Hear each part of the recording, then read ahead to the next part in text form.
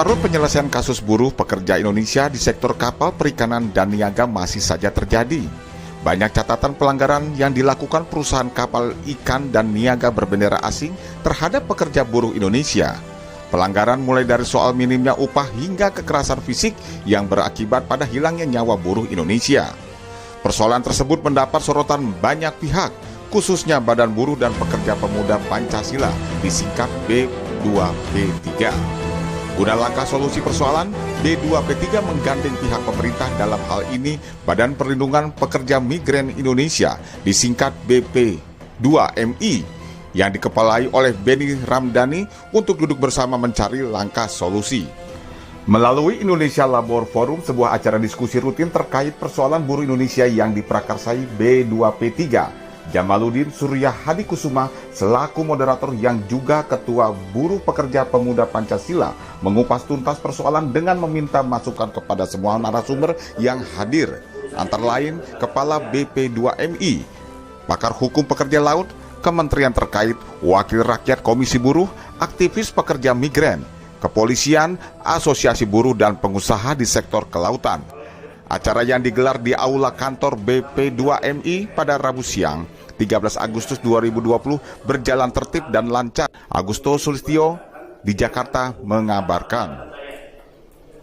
Dan Pekerja Pemuda Pancasila mencoba untuk memberikan ruang kepada semua stakeholder bagaimana bicara tentang terkait dengan kebijakan pemerintah.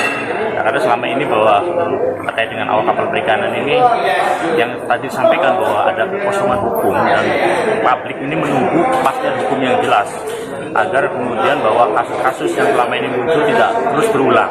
Jadi yang harus dilakukan adalah bagaimana pemerintah punya kewibawaan dengan membuat undang-undang yang mengatur secara rigid dan secara komprehensif mengatur tata kelola penempatan atau perlindungan terhadap awak kapal perikanan ini. Jadi kita tidak mau bahwa saat ini penanganan yang dilakukan terhadap masalah-masalah itu hanya kasuistik, tapi harus sistem yang dibangun.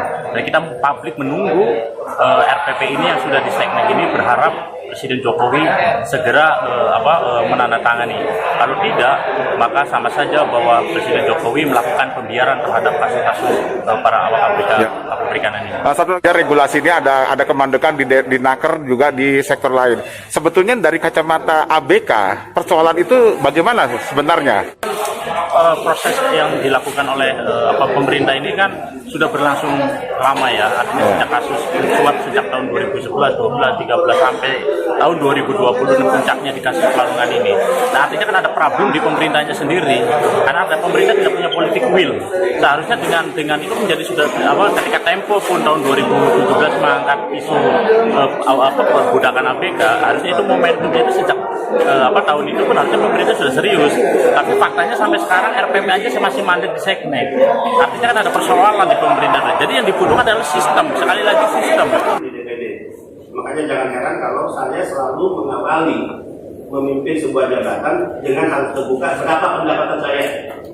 Dan itu menjadi alat ukur publik apakah saya korupsi saat memimpin lembaga atau tidak. Berapa gaji kepala BP2MI? Nggak tahu. Harus dibuka ke publik. 26 juta. Berapa dana operasionalnya? 70 juta. Rakyat harus tahu, karena kalau Benny Ramdhani 4 tahun mimpin ini tiba-tiba kaya, bisa beli rumah, bisa tambah istri, bisa tambah beli mobil, kemudian rumahnya isinya mewah.